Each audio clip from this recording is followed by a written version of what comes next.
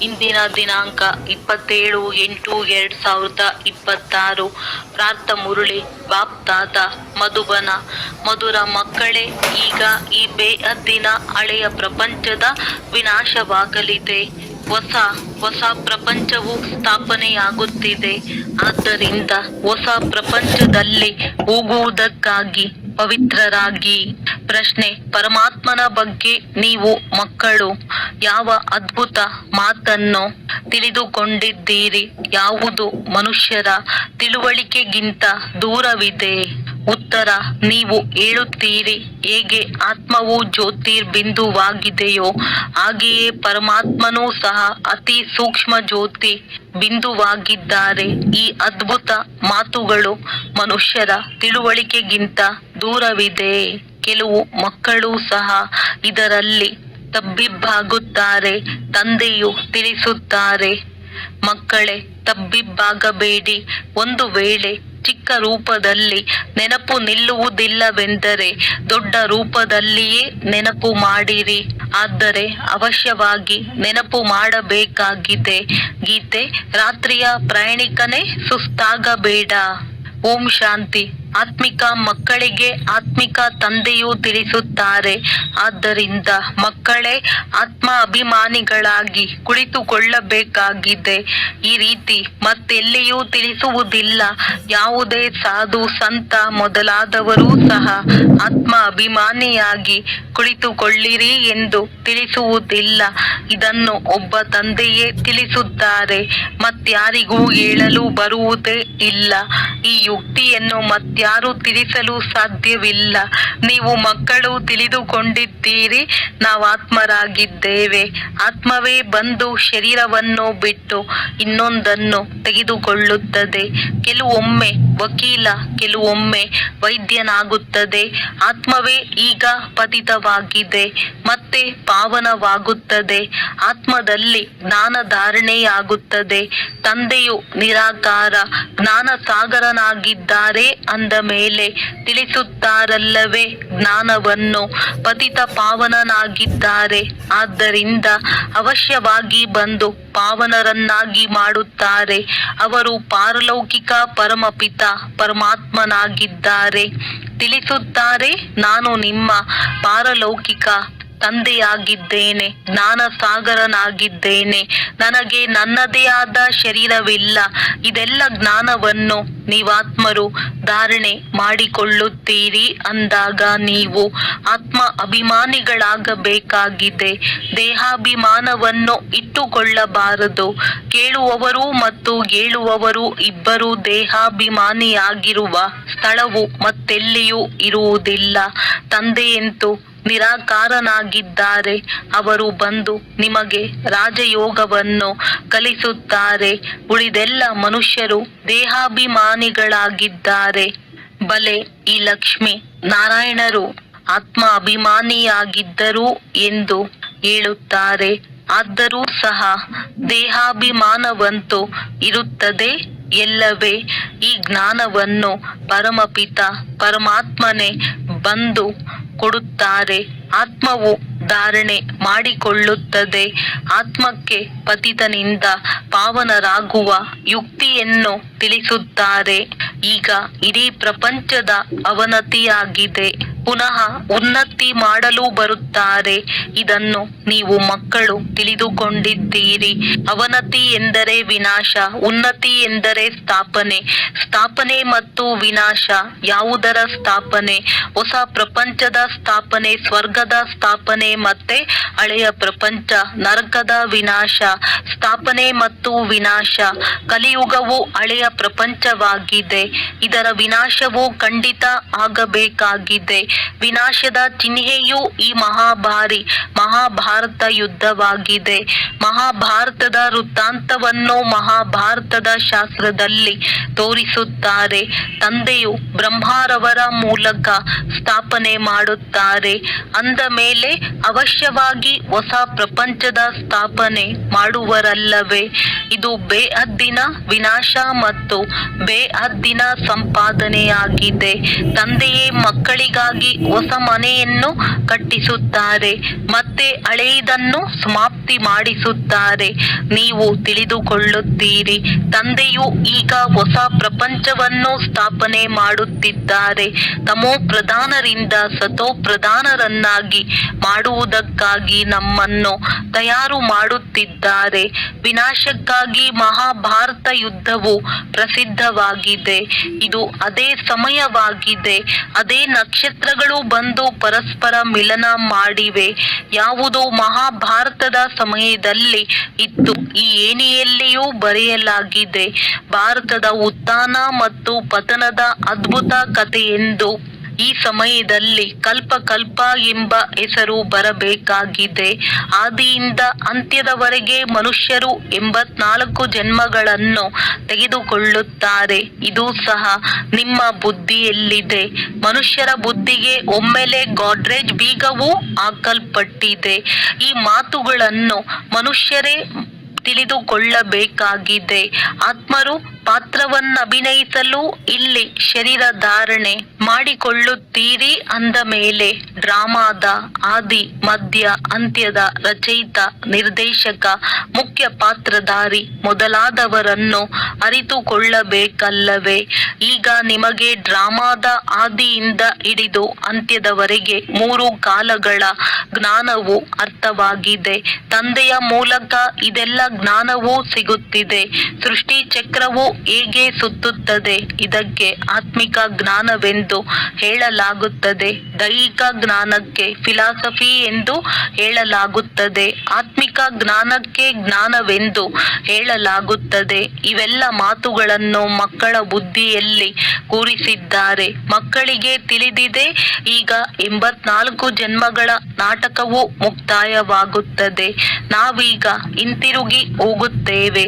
ಆದರೆ ಪತಿತರು ಯಾರು ಹಿಂತಿರುಗಿ ಹೋಗಲು ಸಾಧ್ಯವಿಲ್ಲ. ಇಲ್ಲದಿದ್ದರೆ ಇಷ್ಟೊಂದು ಜಪ ತಪ ತೀರ್ಥಯಾತ್ರೆಗಳನ್ನು ಏಕೆ ಮಾಡುತ್ತಾರೆ? ಪವಿತ್ರರಾಗುವುದಕ್ಕಾಗಿಯೇ ಗಂಗಾ ಸ್ನಾನ ಮಾಡಲು ಹೋಗುತ್ತಾರೆ. ಆದರೆ ಅದರಿಂದ ಯಾರೂ ಪಾವನರಾಗಲು ಸಾಧ್ಯವಿಲ್ಲ. ಅದರಿಂದ ಯಾರು ಹಿಂತಿರುಗಿ ಹೋಗುವುದಕ್ಕೂ ಸಾಧ್ಯವಿಲ್ಲ. ಇಂಥವರು ನಿರ್ವಾಣ ಧಾಮಕ್ಕೆ ಹೋದರು. ಜ್ಯೋತಿಯಲ್ಲಿ ಜ್ಯೋತಿಯು ಸಮಾವೇಶವಾಯಿತು ಎಂದು ಸುಮ್ಮನೆ ಹೇಳುತ್ತಿರುತ್ತಾರೆ. ಆದರೆ ತಂದೆಯು ತಿಳಿಸಿದ್ದಾರೆ, ಯಾರು ಹಿಂತಿರುಗಿ ಹೋಗುವುದಿಲ್ಲ. ಎಲ್ಲ ಪಾತ್ರಧಾರಿಗಳು ಇಲ್ಲಿಯೇ ಇದ್ದಾರೆ. ಈಗ ನಾಟಕವು ಮುಕ್ತಾಯವಾಗುತ್ತದೆ. ಆದ್ದರಿಂದ ಎಲ್ಲರೂ ಸ್ಟೇಜಿನ ಮೇಲೆ ನಿಂತಿದ್ದಾರೆ. ಎಲ್ಲರೂ ಇಲ್ಲಿ ಹಾಜರಿದ್ದಾರೆ. ಬೌದ್ಧರು, ಕ್ರಿಶ್ಚಿಯನ್ನರು ಇಲ್ಲಿದ್ದಾರೆಂಬುದು ಮನುಷ್ಯರಿಗೆ ತಿಳಿದಿಲ್ಲ. ನೀವು ತಿಳಿದುಕೊಂಡಿದ್ದೀರಿ. ಯಾರೆಲ್ಲ ಆತ್ಮಗಳು ಮೇಲಿನಿಂದ ಇಲ್ಲಿಗೆ ಬಂದಿದ್ದಾರೆಯೋ ಎಲ್ಲರೂ ಈ ಸಮಯದಲ್ಲಿ ತಮೋ ಪ್ರಧಾನರಾಗಿದ್ದಾರೆ. ತಮೋ ಪ್ರಧಾನರಿಂದ ಸತೋ ಪ್ರಧಾನರು ಕಲ್ಪದ ಮೊದಲು ಆಗಿದ್ದರು. ತಂದೆಯು ಬಂದು ಸ್ಥಾಪನೆ ಮತ್ತು ವಿನಾಶವನ್ನು ಮಾಡಿಸುತ್ತಾರೆ, ತಿಳಿಸುತ್ತಾರೆ. ಈ ಜ್ಞಾನವು ರಾಜರಿಗೂ ರಾಜರನ್ನಾಗಿ ಮಾಡುವಂತದ್ದಾಗಿದೆ. ನಾನು ನಿಮ್ಮನ್ನು ರಾಜಾದಿರಾಜರನ್ನಾಗಿ ಮಾಡುತ್ತೇನೆ. ಕೃಷ್ಣನಂತೂ ಸ್ಥಾಪನೆ ಮಾಡಿಸುವುದಿಲ್ಲ. ತಂದೆಯು ರಚಯಿತನಾಗಿದ್ದಾರೆ. ತಂದೆಯೇ ಬಂದು ತಿಳಿಸುತ್ತಾರೆ, ಮಕ್ಕಳೇ, ಯಾವಾಗ ಸೃಷ್ಟಿಯು ಪತಿತವಾಗುವುದೋ ಆಗ ನೀವು ನನ್ನನ್ನು ಕರೆಯುತ್ತೀರಿ. ನಾನು ಹೊಸ ಸೃಷ್ಟಿಯನ್ನು ರಚಿಸುತ್ತೇನೆಂದಲ್ಲ, ಪ್ರಳಯವಾಗುತ್ತದೆ ಎಂದು ತೋರಿಸಿರುವುದು ತಪ್ಪಾಗಿದೆ. ಮನುಷ್ಯರು ಕರೆಯುವುದೇ ಹೇ ಪತಿತ ಪಾವನ ಬನ್ನಿ ಎಂದು. ಅಂದ ಮೇಲೆ ಅವಶ್ಯವಾಗಿ ಪತಿತ ಪ್ರಪಂಚದಲ್ಲಿ ಬರುತ್ತಾರಲ್ಲವೇ? ತಂದೆಯೇ ಬಂದು ಕೃಷ್ಣಪುರಿಯ ಸಾಕ್ಷಾತ್ಕಾರ ಮಾಡಿಸುತ್ತಾರೆ. ಕೃಷ್ಣನು ಆಲದ ಎಲೆಯ ಮೇಲೆ ತೇಲಿ ಬಂದನೆಂದು ತೋರಿಸುತ್ತಾರೆ. ಇದು ಸರಿಯಾದ ಮಾತಾಗಿದೆ. ಹೊಸ ಪ್ರಪಂಚದಲ್ಲಿ ಮೊದಲು ಕೃಷ್ಣನೇ ಬರುತ್ತಾನೆ. ಸಾಗರದಲ್ಲಿ ಅಲ್ಲ, ಗರ್ಭ ಮೆಹಲಿನಲ್ಲಿ ಬರುತ್ತಾನೆ. ಬೆರಳನ್ನು ಚೀಪುತ್ತಾ ಬಹಳ ಆರಾಮದಿಂದ ಗರ್ಭ ಮೆಹಲಿನಲ್ಲಿರುತ್ತಾನೆ. ಸತ್ಯಯುಗದಲ್ಲಿ ಯಾರೆಲ್ಲ ಮಕ್ಕಳಿರುವರೋ ಗರ್ಭ ಮೆಹಲಿನಲ್ಲಿರುತ್ತಾರೆ. ಅವರು ಗರ್ಭ ಮೆಹಲಿನ ಮಾತನ್ನು ಸಾಗರದಲ್ಲಿ ಎಲೆಯ ಮೇಲೆ ಕುಳ್ಳರಿಸಿ ತೋರಿಸಿದ್ದಾರೆ. ಅದೆಲ್ಲವೂ ಭಕ್ತಿ ಮಾರ್ಗದ ಮಾತುಗಳಾಗಿವೆ. ತಂದೆಯೇ ಇವೆಲ್ಲ ಶಾಸ್ತ್ರಗಳ ಸಾರವನ್ನು ತಿಳಿಸುತ್ತಾರೆ. ಇಲ್ಲಿ ಗರ್ಭ ಜೈಲಿನಲ್ಲಿರುತ್ತಾರೆ. ಆದ್ದರಿಂದ ನಮ್ಮನ್ನು ಹೊರ ತೆಗೆಯಲಿ, ಮತ್ತೆ ನಾವು ಪಾಪ ಮಾಡುವುದಿಲ್ಲ ಎಂದು ಆತ್ಮವು ಬೇಡುತ್ತದೆ. ಆದರೆ ರಾವಣನ ಪ್ರಪಂಚದಲ್ಲಿ ಪಾಪಗಳಂತೂ ಆಗಿಯೇ ಆಗುತ್ತವೆ. ಆದರೂ ಪಾಪಗಳನ್ನು ಮಾಡತೊಡಗುತ್ತಾರೆ. ನೀವು ಅರ್ಧಕಲ್ಪ ಪಂಜರದ ಪಕ್ಷಿಗಳಾಗಿ ಬಿಡುತ್ತೀರಿ. ಕಳ್ಳ ಕಾಕರಿಗೆ ಪಂಜರದ ಪಕ್ಷಿಗಳೆಂದು ಹೇಳುತ್ತಾರೆ. ಜೈಲಿನಿಂದ ಹೊರಗೆ ಬರುತ್ತಾರೆ, ಮತ್ತೆ ಕಳ್ಳತನ ಮಾಡುತ್ತಾ ಇರುತ್ತಾರೆ, ಪುನಃ ಜೈಲಿಗೆ ಹೋಗಬೇಕಾಗುತ್ತದೆ. ಆದ್ದರಿಂದ ಪಂಜರದ ಪಕ್ಷಿಗಳೆಂದು ಹೇಳಲಾಗುತ್ತದೆ. ತಂದೆಯು ತಿಳಿಸುತ್ತಾರೆ, ಇದು ರಾವಣ ರಾಜ್ಯವಾಗಿದೆ. ಅಲ್ಲಂತೂ ಈ ಮಾತುಗಳಿರುವುದಿಲ್ಲ, ಅದು ರಾಮ ರಾಜ್ಯವಾಗಿರುತ್ತದೆ. ಅಲ್ಲಿ ಗರ್ಭ ಜೈಲಾಗಲಿ ಸ್ಥೂಲ ಜೈಲಾಗಲಿ ಇರುವುದಿಲ್ಲ. ಇಲ್ಲಂತೂ ಎಷ್ಟೊಂದು ಮನುಷ್ಯರು ಜೈಲಿನಲ್ಲಿ ಬಿದ್ದಿರುತ್ತಾರೆ. ಗರ್ಭವು ಜೈಲಾಗಿದೆ ಮತ್ತು ಆ ಜೈಲು ಸಹ ಇದೆ. ಡಬಲ್ ಜೈಲುಗಳಿವೆ. ಕಲಿಯುಗದ ಅಂತ್ಯವಲ್ಲವೇ? ತಂದೆಯು ತಿಳಿಸುತ್ತಾರೆ, ನೀವು ಮಕ್ಕಳು ಈಗ ನಿರ್ಮಾಣ ಮಾಡುತ್ತಿದ್ದೀರಿ. ಉನ್ನತಿ ಮತ್ತು ಅವನತಿ ಪ್ರತಿ ಕಲ್ಪವೂ ಆಗುತ್ತಲೇ ಇರುತ್ತದೆ. ಪ್ರಪಂಚದ ಉನ್ನತಿ ಮತ್ತು ಅವನತಿ ಆಗುತ್ತದೆ.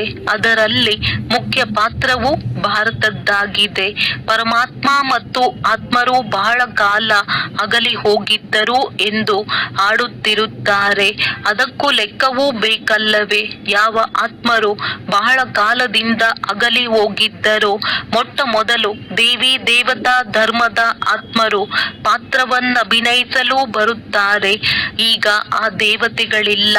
ಅವರು ರಾಜ್ಯ ಮಾಡಿ ಹೋಗುತ್ತಾರೆ. ಅವರ ಸಾಕ್ಷಿಯಾಗಿ ಚಿತ್ರಗಳಿರುತ್ತವೆ. ರಾಜ್ಯವಂತೂ ಸಮಾಪ್ತಿಯಾಯಿತು. ಸ್ವರ್ಗವೇ ಸಮಾಪ್ತಿಯಾಗುತ್ತದೆ. ನಂತರ ನರಕವಾಗುತ್ತದೆ. ಮತ್ತೆ ನರಕವು ಸಮಾಪ್ತಿಯಾಗಿ ಸ್ವರ್ಗವಾಗುತ್ತದೆ. ಅಂದಾಗ ಹೊಸ ಪ್ರಪಂಚದ ಸ್ಥಾಪನೆ, ಹಳೆಯದರ ವಿನಾಶವಾಗುತ್ತದೆ. ಸ್ಥಾಪನೆಗಾಗಿ ಮಕ್ಕಳು ಬೇಕಲ್ಲವೇ? ಇರುವವರು ನೀವೇ ಆಗಿದ್ದೀರಿ. ಮೊದಲು ನೀವೇ ದೈವಿ ಗುಣವಂತ ದೇವತೆಗಳಾಗಬೇಕಾಗಿದೆ. ಮನುಷ್ಯರಿಂದ ದೇವತೆಗಳನ್ನಾಗಿ ಮಾಡಿದ್ದರು ಎಂಬುದು ಗಾಯನವಿದೆ. ಮನುಷ್ಯರು ಪತಿತರಾಗಿದ್ದಾರಲ್ಲವೇ? ಭಗವಾನುವಾಚ, ಗೃಹಸ್ಥ ವ್ಯವಹಾರದಲ್ಲಿರುತ್ತಾ ಕಮಲ ಪುಷ್ಪ ಸಮಾನರಾಗಬೇಕಾಗಿದೆ. ಈಗ ಈ ಮೃತ್ಯು ಲೋಕದ ಅಂತಿಮ ಜನ್ಮವಾಗಿದೆ. ಇದರಲ್ಲಿ ಪವಿತ್ರರಾಗಬೇಕಾಗಿದೆ. ಇದನ್ನು ಬಹಳ ಚೆನ್ನಾಗಿ ತಿಳಿಸಬೇಕು. ನಾವು ಈ ಮೃತ್ಯು ಲೋಕದ ಅಂತಿಮ ಜನ್ಮ ಪವಿತ್ರರಾಗಿರುತ್ತೇವೆ. ತಂದೆಯು ತಿಳಿಸುತ್ತಾರೆ, ವಿಕಾರಗಳ ಮೇಲೆ ಜಯ ಗಳಿಸಿದರೆ ನೀವು ವಿಶ್ವದ ಮಾಲೀಕರಾಗುವಿರಿ. ಮಕ್ಕಳು ಸಹ ಕೇಳಿ ಮತ್ತೆ ಅನ್ಯರಿಗೆ ತಿಳಿಸುತ್ತೀರಿ. ಈ ಹಳೆಯ ಪ್ರಪಂಚದ ವಿನಾಶವು ಸನ್ಮುಖದಲ್ಲಿ ನಿಂತಿದೆ. ಇದು ಅದೇ ಮಹಾಭಾರತ ಯುದ್ಧವಾಗಿದೆ. ಕಾಮ ಮಹಾಶತ್ರುವಾಗಿದೆ. ಆದ್ದರಿಂದ ಪ್ರತಿಜ್ಞೆ ಮಾಡಿರಿ. ಈಗ ನೀವು ತಿಳಿದುಕೊಂಡಿದ್ದೀರಿ, ನಾವು ಪವಿತ್ರರಾಗುತ್ತೇವೆ. ಈ ಹಳೆಯ ಪ್ರಪಂಚದ ವಿನಾಶವು ಅವಶ್ಯವಾಗಿ ಆಗಲಿದೆ. ಅದಕ್ಕೆ ಮೊದಲೇ ಪವಿತ್ರರಾಗಬೇಕಾಗಿದೆ.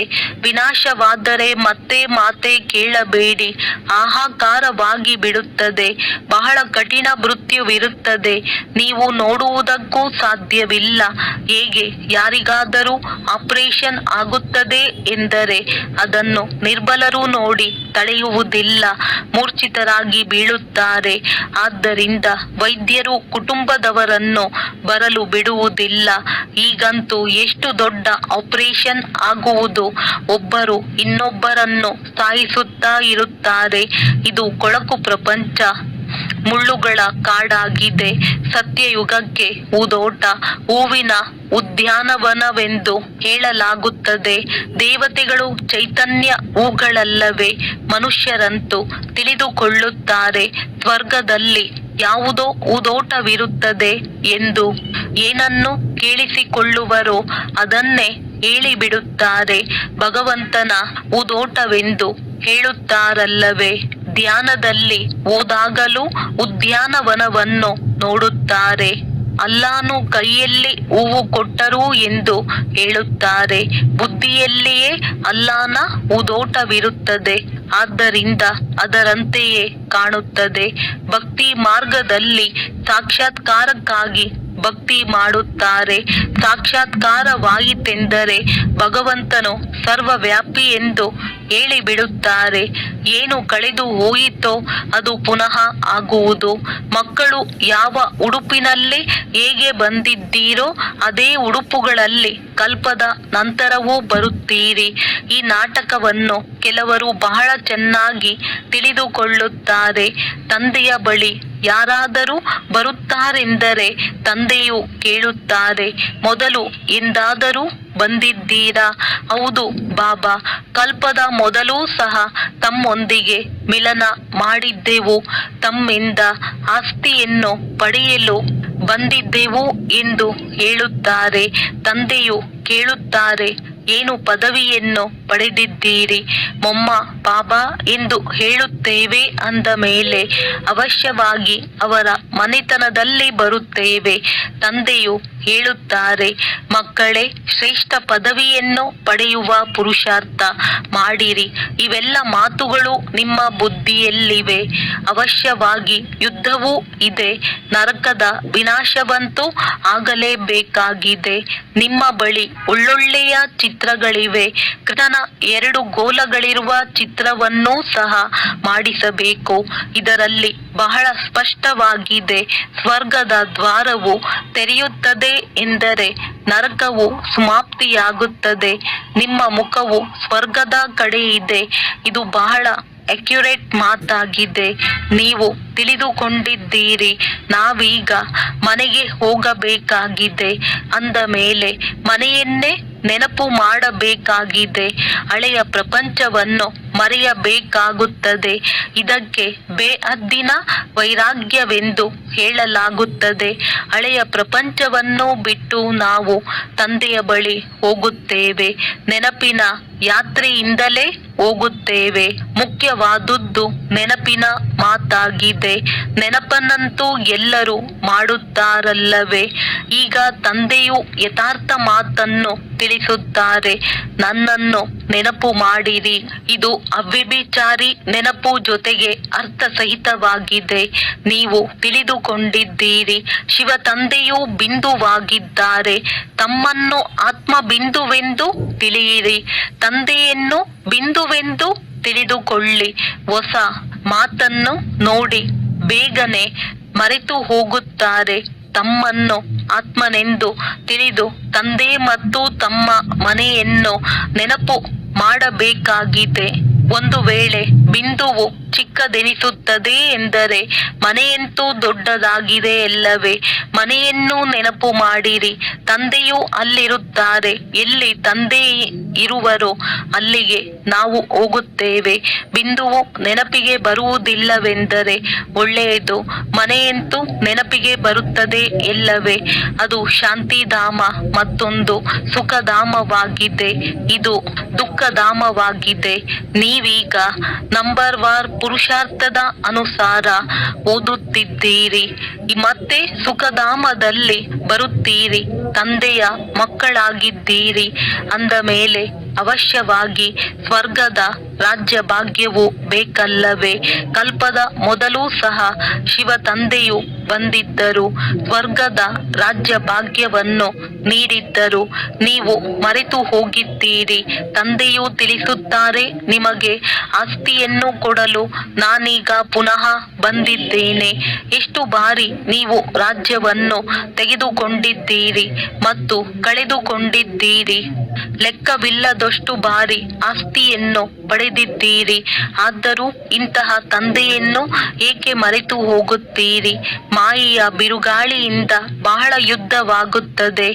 ಆದ್ದರಿಂದ ನಾಟಕವನ್ನು ತೋರಿಸುತ್ತಾರೆ. ಮಾಯೆಯು ಒಂದು ಕಡೆ ಎಳೆಯುತ್ತದೆ, ಪ್ರಭು ಇನ್ನೊಂದು ಕಡೆ ಎಳೆಯುತ್ತಾರೆ. ಜ್ಞಾನದಲ್ಲಿ ವಿಘ್ನ ಬೀಳುವುದಿಲ್ಲ, ನೆನಪಿನಲ್ಲಿಯೇ ವಿಘ್ನವಾಗುತ್ತದೆ. ಇದರಲ್ಲಿಯೇ ಪರಿಶ್ರಮವಿದೆ. ಈಗ ತಂದೆಯು ತಿಳಿಸುತ್ತಾರೆ, ಮಹಾರಥಿಗಳಾಗಿರಿ. ಈ ಹಳೆಯ ಪ್ರಪಂಚಕ್ಕೆ ಬೆಂಕಿ ಬೀಳಲಿದೆ. ಈ ಯಜ್ಞದಲ್ಲಿ ಇಡೀ ಹಳೆಯ ಪ್ರಪಂಚವು ಸ್ವಾಹ ಆಗುವುದು. ಅಂದ ಮೇಲೆ ಮಹಾವೀರರಾಗಬೇಕಾಗಿದೆ. ನೀವು ಮಕ್ಕಳು ಅಟಲ ಅಖಂಡ ಅಡೋಲ ರಾಜ್ಯವನ್ನು ಪಡೆಯಬೇಕಾಗಿದೆ. ನಿಮ್ಮ ಬುದ್ಧಿಯೋಗವು ತಂದೆಯ ಜೊತೆ ಈ ರೀತಿ ಇರಲಿ. ಬಲೆ ಎಷ್ಟಾದರೂ ಬಿರುಗಾಳಿಗಳು ಬರಲಿ, ಮಾಯೆಯು ಏನು ಮಾಡಲು ಸಾಧ್ಯವಾಗಬಾರದು. ಇದು ನಿಮ್ಮ ಅಂತಿಮದ ಸ್ಥಿತಿಯಾಗಿದೆ. ಹೇಗೆ ವರ್ಗಾವಣೆಯಾಗುವಾಗ ಶಾಲೆಯಲ್ಲಿ ಅಂತಿಮದಲ್ಲಿ ಪರೀಕ್ಷೆ ಇರುತ್ತದೆ, ನಿಮ್ಮ ಮಾಲೆಯು ಅಂತಿಮದಲ್ಲಿ ಆಗುವುದು. ನಾವು ಈ ರೀತಿಯಾಗುತ್ತೇವೆ.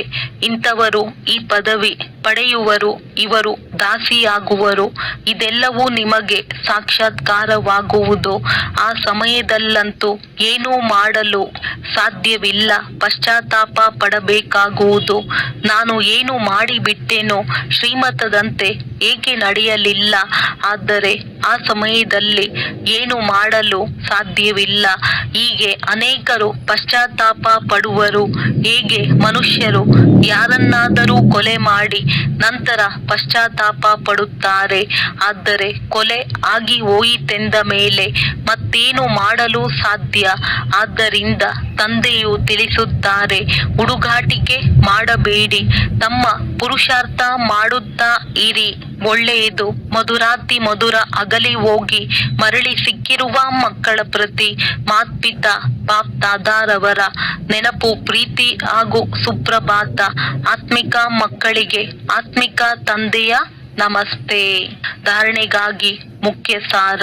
84 ಜನ್ಮಗಳ ನಾಟಕವು ಈಗ ಮುಕ್ತಾಯವಾಗುತ್ತದೆ. ಹಿಂತಿರುಗಿ ಮನೆಗೆ ಹೋಗಬೇಕಾಗಿದೆ. ಆದ್ದರಿಂದ ಆತ್ಮ ಅಭಿಮಾನಿಯಾಗಿದ್ದು ಪಾವನರಾಗಬೇಕಾಗಿದೆ. ದೇಹ ಅಭಿಮಾನವನ್ನು ಕಳೆಯಬೇಕಾಗಿದೆ.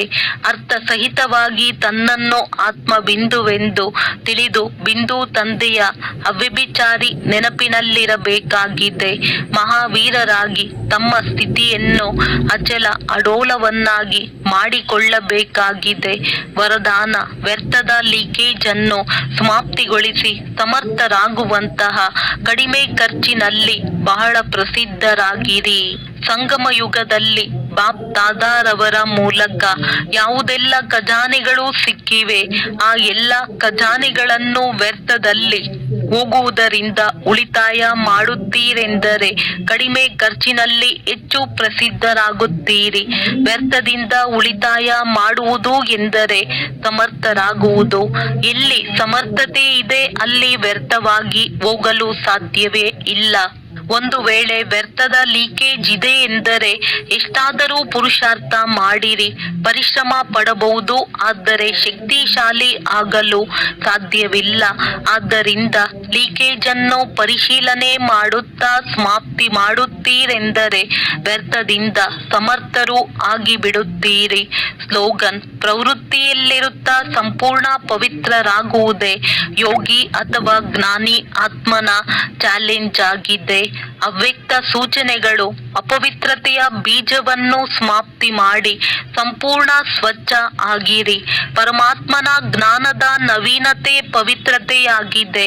ನಶೆಯಿಂದ ಏಳುತ್ತೀರಿ ಅಲ್ಲವೇ? ಬೆಂಕಿ ಹತ್ತಿ ಒಟ್ಟಿಗೆ ಇದ್ದರೂ ಬೆಂಕಿ ಹೊತ್ತುಕೊಳ್ಳುವುದಿಲ್ಲ. ತಾವು ಭಾಷಣಗಳಲ್ಲಿ ಹೇಳುತ್ತೀರಿ, ಪವಿತ್ರತೆ ಇಲ್ಲದೆ ಯೋಗಿ ಆತ್ಮ ಜ್ಞಾನಿ ಆತ್ಮ ಆಗಲು ಸಾಧ್ಯವಿಲ್ಲ. ಈ ಚಾಲೆಂಜ್ ಅನ್ನು ಈಗ ಪ್ರಾಕ್ಟಿಕಲ್ ರೂಪದಲ್ಲಿ ತೆಗೆದುಕೊಂಡು ಬನ್ನಿ. ಒಳ್ಳೆಯದು. ಓಂ ಶಾಂತಿ. ಓಂ